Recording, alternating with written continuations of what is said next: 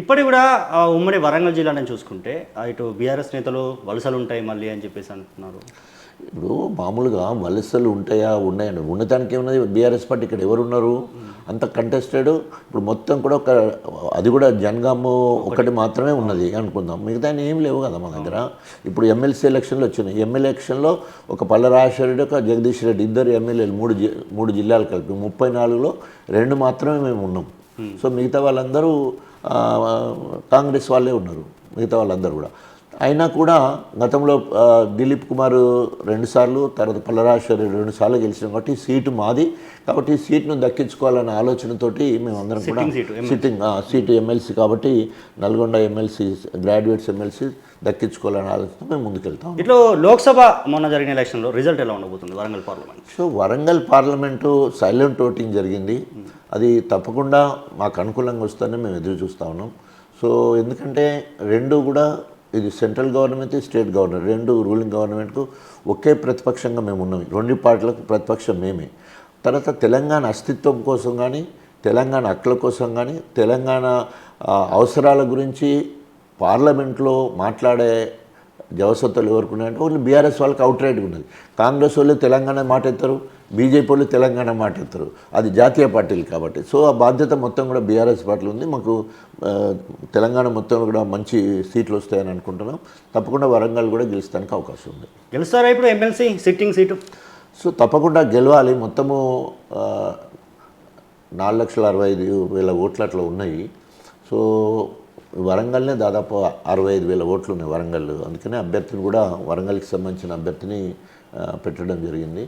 So తప్పకుండా graduates ఒక్కసారి కాంగ్రెస్ చేసిన పాలన ఒకసారి చూసేది ఉంటే, కాంగ్రెస్ వచ్చిన కంచెల్లి ఒక్క రిక్రూట్మెంట్ చేయలేదు. ఓన్లీ 30,000 రిక్రూట్మెంట్, గతంలో నోటిఫికేషన్, గతంలో ఎగ్జామ్ అంతే కదా. ఓన్లీ సర్టిఫికెట్స్ ఇచ్చి మీకు ఉద్యోగం వచ్చింది అండ్ ప్లేస్మెంట్ ఇచ్చే కార్యక్రమాలే జరిగినాయి. ఆ 30 కూడా మేము ఇచ్చినాయి. తర్వాత మెగా డిఎస్సీ అన్నారు, అది ఎక్కడ కూడా లేదు. జాబ్ క్యాలెండరు రిలీజ్ చేస్తామని కూడా అది రిలీజ్ చేయలేదు.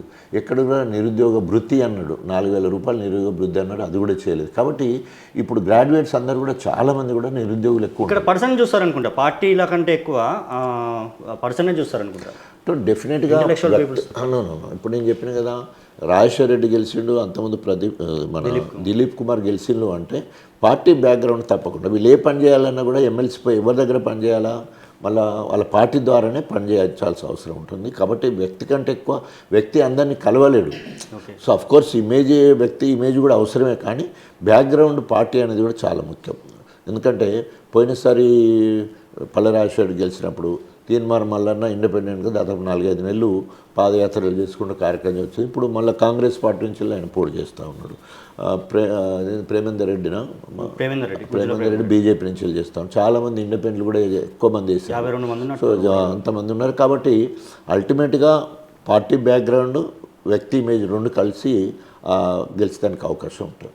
ఫైనల్గా సార్, స్టేషన్ కనుపూర్ ఉప ఎన్నికలు రాకపోతే రాజయ్య గారి నెక్స్ట్ స్టెప్ ఎలా ఉండదు?